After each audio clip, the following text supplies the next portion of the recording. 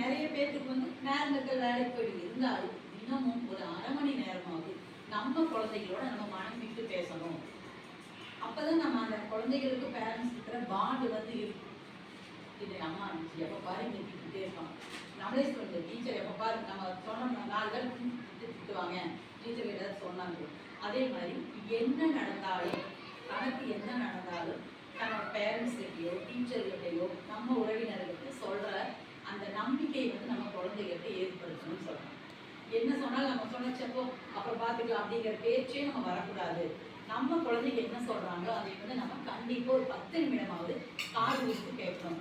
அப்பதான் அந்த குழந்தைய வந்து என்ன நடந்தது என்ன சொல்றது.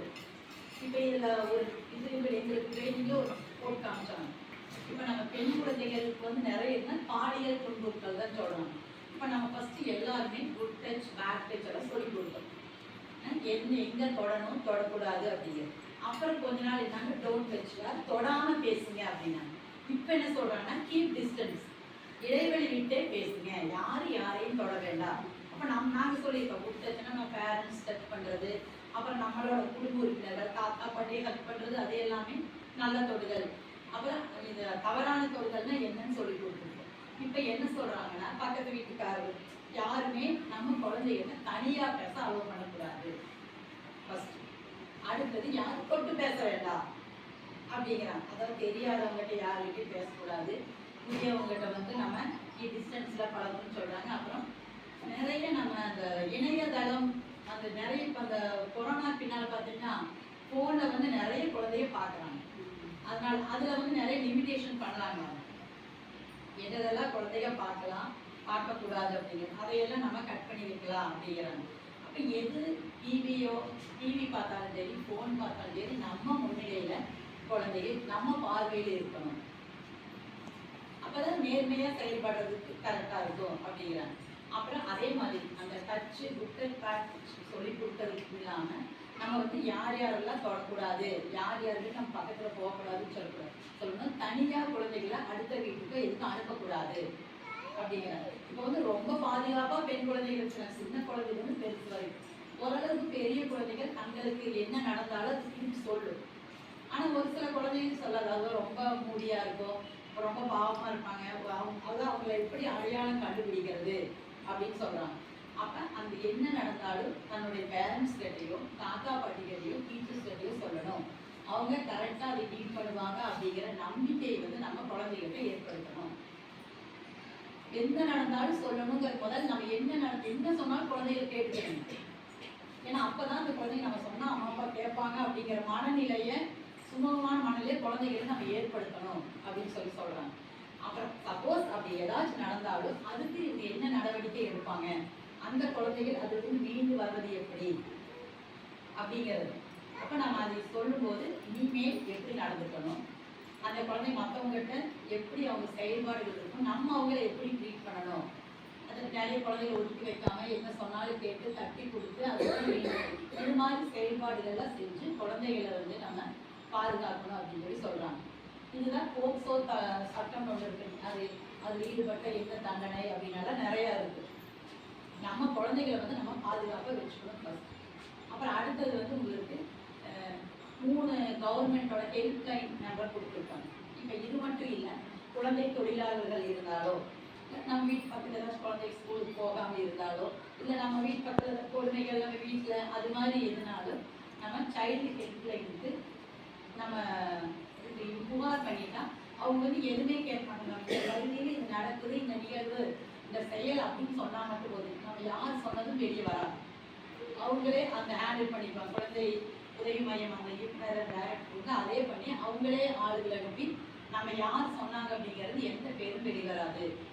அதே வந்து அவங்களே எல்லாத்தையும் டீல் பண்ணிக்குவாங்க. அந்த குழந்தைகளை வந்து கூப்பிட்டு போய் என்ன நடந்தது என்னென்னலாம் கேட்டு அதுக்கு தகுந்த முன்னேற்பாடுகள்லாம் செய்வாங்க அப்படின்னு சொல்லியிருக்காங்க.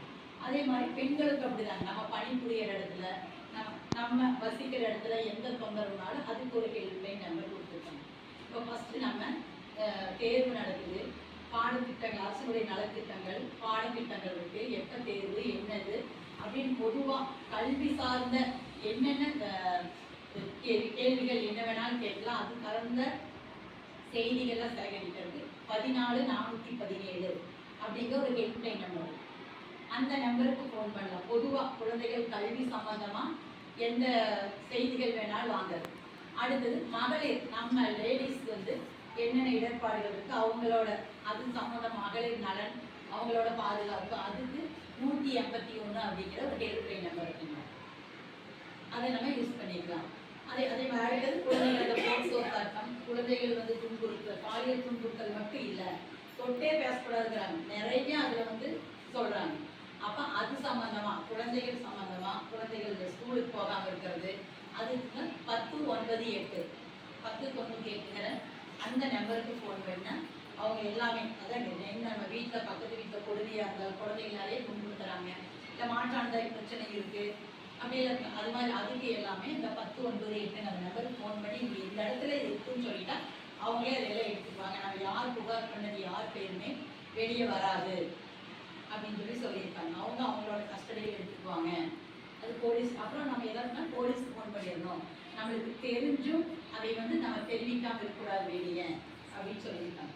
இப்போ இந்த பாலியல் துன்புறுத்தல் அப்படின்னா அதுக்கு உள்ளான குழந்தை எப்படி இருக்குன்னா யாருக்கிட்டையும் பேசாது, ஒரு மாதிரி தனியாக ஒதுங்கியே இருக்கும். அப்போ நம்ம அப்படி வச்சு அந்த குழந்தை எந்த நிகழ்வுகளையுமே பங்கேற்காது, யாரு கூடயும் பேசாது. பணியாளர் யாரோ ஒன்று சேர்த்து இப்படி 7 பேர் கொண்ட குழு மாதம் ஒரு முறை வந்து கூட்டம் கூடி இதை பற்றி விவாதிக்கணும் அப்படின்னு சொல்லியிருக்காங்க. இப்போ அது வந்து 2வது கூட்டம் போடாச்சு. 3வது அப்படின்னா பணிபுரியும் இடத்துல லேடிஸு ஜென்ஸில் ஒட்டுக்கா ஒரு இடத்துல பண்ணிட்டு அங்கே ஏதாச்சும் பாலியல் துன்புறுத்தலோ வேறு ஏதாச்சும் பெண்களுக்கு வந்து ஏதாச்சும் நடந்துச்சுன்னா பிரச்சனைகள் இருக்குன்னா அதுக்காக ஒரு ICC அப்படிங்கிற ஒரு குழு அமைப்பு சொல்லியிருக்காங்க. அடுத்தது மாணவர்கள் நலன். இந்த மாணவர்கள் உடல் நலன் அப்படின்னா மாணவர்களுக்கு வந்து சத்தான உணவு கொடுக்கணும். இப்போ பள்ளியிலேயே காலை உணவு நல்ல நீட்டாக இருக்குது, மதிய உணவு முட்டையோட சத்தான உணவு சத்துணவு கொடுக்குறாங்க. நம்ம சாயந்தரம் குழந்தைகளை நல்லா பாதுகாக்கணும், கண்காணிக்கணும். அவங்க வந்து வீட்டில் முதல்ல என்ன செய்கிறாங்கன்னு கண்காணிக்கணும்னு சொல்கிறாங்க. ஸ்கூலுக்கு வீட்டில் பார்த்தீங்கன்னா ஏன்னா ஸ்கூலில் நம்ம காலையில் 9 மணிலேருந்து சாயந்தரம் 4 வரைக்கும் ஸ்கூல் இருக்காங்க. அதுக்கு பின்னாடி இதாக இருக்காங்க. நிறைய பேர் என்ன பண்ணுறாங்க, வேலைக்கு போகிறவங்க பக்கத்து வீட்டிலே இருக்க சொல்கிறாங்க. இப்போ அதெல்லாம் மேக்ஸிமம் கூடிய வரைக்கும் அவாய்ட் பண்ணுங்க அப்படின்னு சொல்கிறாங்க. அங்கே இருந்தாலும் எப்படி நடந்துக்கணும்னு தெரியாதுல்ல. அடுத்து நம்ம அதனால் அதையும் வந்து பத்திரமா நம்ம குழந்தைகளை நம்ம பாதுகாக்கணும் அப்படின்னு சொல்லியிருக்காங்க. அப்புறம் குழந்தைகளுக்கு வந்து சரிவிகித சத்தான உணவு கொடுக்கணும் அப்படின்னு சொல்லியிருக்காங்க. காய்ச்சின வடிகட்டின தண்ணி தான் நம்ம குடிக்கணும் அப்படின்னு சொல்லியிருக்காங்க. அடுத்தது பார்த்தீங்கன்னா இந்த கொசு நம்ம இதெல்லாம் உடல் நோய் வர்றதுக்கு என்னென்னலாம் காரணம் அப்படின்னு சொல்லி குழந்தைகளுக்கு சுகாதார தூதுவர்களாக நியமிச்சு நம்ம குடியிருக்கிற பக்கத்தில் நம்ம அந்த ஃபஸ்ட் டெங்கு கொசு வந்து அப்போ நம்ம ரொம்ப தீவிரமாக செய்யணும். மழை தண்ணி எட்டி தேங்கக்கூடாது, ஏதாச்சும் ஆட்டாங்கல்லையோ தண்ணி தேங்காய் தொட்டி எதுலேயுமே தண்ணி இருக்கக்கூடாது அப்படின்லாம் சொன்னாங்க இல்லைங்களா. அது மாதிரி நம்ம சுற்றுப்புறத்தை வந்து சுகாதாரமாக வச்சுக்கணும், சுத்தமாக வச்சுக்கணும் அப்படிங்கிற விழிப்புணர்வு வந்து நம்ம பங்கு இருக்கிறவங்க ஏற்படுத்தணும். திறந்த வெளியில் மலம் கழித்தல் அது மாதிரி அதனால் என்னென்ன நோய்கள்லாம் வருது, நீர்னால என்ன நோய்கள் வருது, அப்போ தண்ணியை வந்து நம்ம எப்படி காய்ச்சி குடிக்கணும் அப்படிங்கிற நிறைய பேர் இந்த பசங்களுக்கு சொன்னால் இங்கே தொட்டி தண்ணி வந்து குடிக்கிறாங்க. வீட்டிலேருந்து பெரு பாட்டில் கொண்டு வராங்க. அந்த உங்கள் வீட்டில் ஒரு பாட்டில் தண்ணி இல்லையா, அப்புறம் வெயில் காலத்தில் நிறைய தண்ணி குடிக்க சொல்லுங்க. குழந்தைகளுக்கு சொல்லுங்க தண்ணி நிறைய குடிக்கணும். இல்லைன்னா வயிற்று வலி வருது, தலை வலிக்குது, ஜீரணம் ஆகாது, அதனால கோடை கொப்பளங்கள் எல்லாம் வரும். இப்போ நிறைய அம்மை வருது திருப்பி. இப்போ கொஞ்ச நாள் வந்து நம்ம நிறைய மனவெளி மாதிரி இருக்குன்னு சொல்லி வந்துட்டு இருந்துச்சுங்க. இப்போ மறுபடியும் திருப்பி அடுத்த ஸ்பெல் ஆரம்பிச்சிருக்கு. அதனால் அது மாதிரி நிறைய நோய்கள் வராமல் தடுக்கிறதுக்கு நம்ம சுகாதாரமாக வீட்டை வச்சுக்கணும். குழந்தைகளுக்கு சுகாதார பழக்க வழக்கங்களை சொல்லித்தரணும் அப்படின்னு சொல்லியிருக்காங்க. இதுதாங்க இந்த மீட்டிங்கோட முக்கியமாக பெண் குழந்தைகளுக்கான போக்சோ சட்டம் தான். சரிங்களா, நம்ம குழந்தைகளை எப்படி நம்ம பாதுகாப்பாக வச்சுக்கணும். இப்போ அது ஒரு ஸ்லைடு இதில் வரும். சரிங்களா,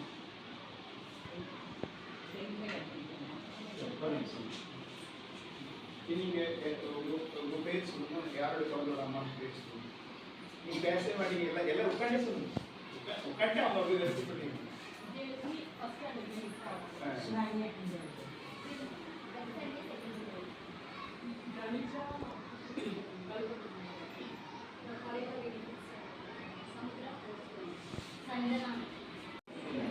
அதே மாதிரி ஒரு புக்காக அவ்வளோ அருகே நாங்கள் பயங்கரமாக நீங்கள் 4th கிளாஸ் போய் பாருங்கள், டீச்சர் அத்தனையும் சுற்றி எழுதி போட்டு அவங்க ரிஸ்க் எடுத்து சொல்லி கொடுக்குறாங்க. சரிங்களா, அதில் ஏதோ ஒரு பர்சன்டேஜ் கம்மியை கோஆப்ரேட் பண்ண மாட்டேங்கிறாங்க, அதை போய் ரைஸ் பண்ணுங்க. சரிங்களா? இப்போ வந்து உங்கள் பேரண்ட்டுக்கிட்ட நாங்கள் எதிர்பார்க்குற ரொம்ப இருக்குது. சரிங்களா? இந்த கூட்டத்தில் நாங்கள் ஒவ்வொருத்தரையும் சொல்லுவீங்க. அதே நீங்கள் எங்கிட்ட ரொம்ப எதிர்பார்ப்பீங்க, நீங்கள் எங்கிட்ட தனியாக சொல்லுங்கள், நாங்கள் கேட்குறோம். சரிங்களா? இப்படி பண்ணி தான் ஆகும் அப்படின்னா அதை நான் பண்ணுறேன் தயாராக நம்ம டிஸ்கஷன் பண்ணிக்கலாம். சரிங்களா?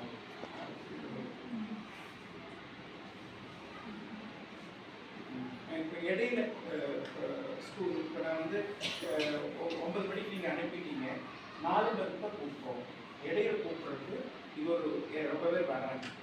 எப்போ கூப்பிடலாம் அப்படின்னா ரொம்ப பிளட்டு ரிலேஷனில் ஒரு டெத் ஆயிடுச்சு வந்து கூப்பிடுவாங்க.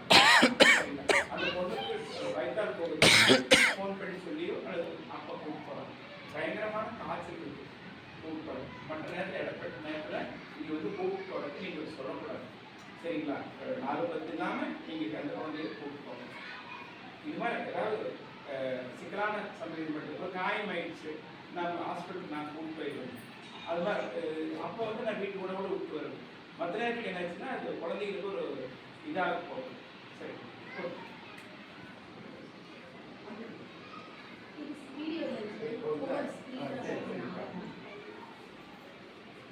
இப்போ நான் இப்போ அனுப்பினது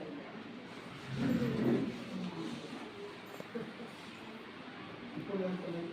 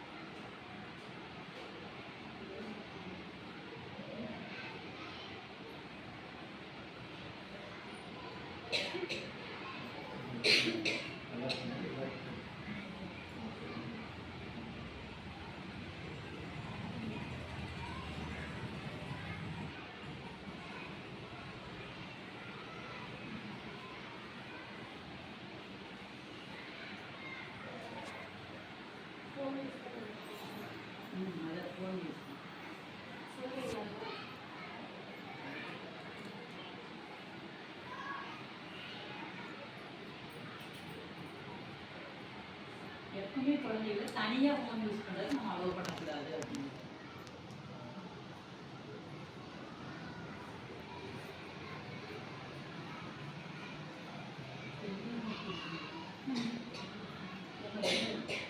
எல்லாரும் போட்டீங்களா? அந்த எல்லாத்தையும்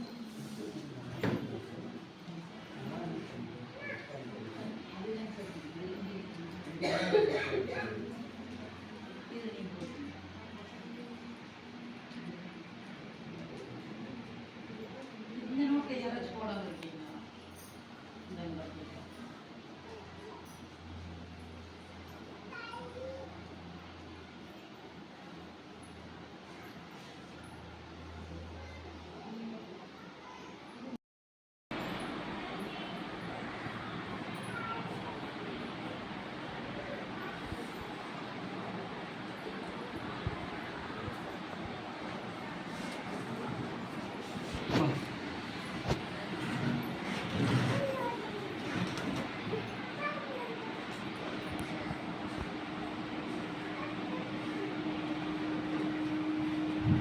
நான் சொல்லிட்டே இல்லைங்க. நான் கவர்மெண்ட்டு நம்ம ஸ்கூலுக்கு 5 டீச்சர் கொடுத்துருக்கேன். இப்போ ஸ்ட்ரென்த் அதிகமாகிடுச்சு, 5th 48 பேர் இருக்காங்க, அவங்க ரீச் பண்ண முடியும்னு சொன்னோம்னா அப்போனா ஒரு டீச்சர் அடிஷனலாக போட்டிருக்காங்க. மறுபடியும் வந்து பார்த்தீங்கன்னா ஸ்லோ லேர்னர்ஸ், அதாவது நம்ம எந்தெல்லாம் கிளாஸ் எடுத்தாலும் அவங்களுக்கு பக்கமாக போய் தனித்தனியாக கவனிக்கணுங்கிறதுக்காக இவங்களோட ஒரு டீச்சராக போட்டிருக்கோம். எம்ஏ பிஎட் முடிச்சிருக்காங்க, இவங்களோட டீச்சராக போட்டிருக்கோம். இப்போ வந்து அடுத்த வருஷம் ஃபுல் டைமாக ஒரு இந்த பேஸ்க்காக தான். இப்போ பாத்ரூமுக்கு பக்கத்துலேயே கொஞ்சம் ஒரு அம்மா க்ளீன் பண்ணுறதுனால அந்த அம்மா அங்கேயே யூஸ் பண்ணிட்டுனா குழந்தைக்கு பின்னால் பாத்ரூம் போகும்போது அவங்களுக்கு ஏதாவது சப்போர்ட் பண்ணுறதுக்கு ஈஸியாக இருக்குன்ட்டு அவங்க காலையில் ஒரு அந்த இடத்த விட்டு உடனே போயிடணும். என்னை தொடாதேன்னு சத்தம் போட்டு நாங்கள் ஒரு சின்ன வில்லு பாட்டு கூட வச்சுருக்கோம். நாங்களுக்கு ஒரு ஐடியா இருக்குது. அப்படி இது நாளைக்கு ஆண்டு விழாவில் அதை கூட பண்ணலாம். அது மாதிரி எப்பவுமே அந்த இடத்த விட்டு உடனே போய் என்ன நடந்தாலும் இருட்டான பகுதிக்கு யாராச்சும் கூட்டிட்டு போனாலோ எதுவுமே நம்ம போகக்கூடாது. யாரையும் நம்பி புதுசாக யாருக்கிட்டையும் குழந்தைய போகக்கூடாது. யார் என்ன கொடுத்தாலும் தெரியாதவங்க வாங்கி சாப்பிடக்கூடாது அப்படிங்கிற அவேர்னஸ் நம்ம ஸ்கூலில் தினமும் சொல்லிட்டு தான் இருக்கோம். இருந்தாலும் நீங்கள் வீட்டில் சொல்லுங்கள் எப்படி நடந்துக்கணும் புதியவங்ககிட்ட அப்படின்னு சொல்லி சொல்கிறாங்க.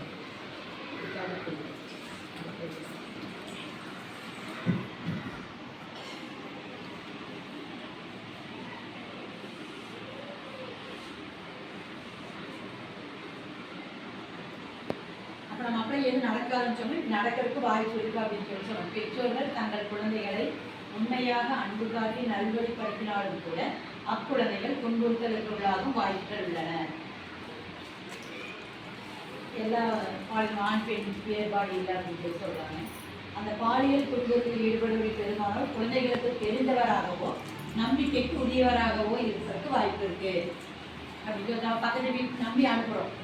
அது நிறைய வீடியோவோட வந்துச்சு. இப்போ பக்கத்து வீட்டுக்காரே நம்ம நினைக்கிறோம் அவங்க அங்கிள் நம்ம குழந்தைகளோட ஃப்ரெண்ட்ஸோட அம்மா அப்பா அப்படின்னு நினைக்கிறோம். அது எல்லாமே கவனமாக நம்ம குழந்தைகளை பாதுகாக்கணும் அப்படிங்கிறோம்.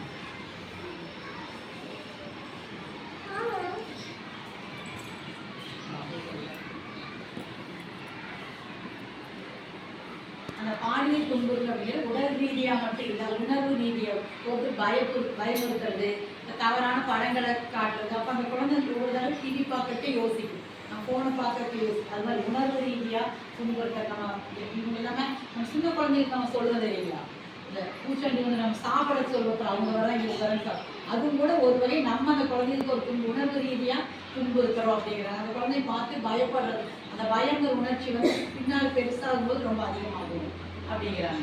அப்புறம் குழந்தைகளை புறக்கணிதல். இப்போ ஒரு சில இதில் ஆண் பெண் பையனை ஒரு மாதிரி ட்ரீட் பண்ணுவாங்க, பொண்ணுகளை ஒரு மாதிரி ட்ரீட் பண்ணுவாங்க. இந்த புறக்கணித்தல் கூட ஒரு வகையான துன்புறுத்தல் தான் அப்படின்னு சொல்றாங்க.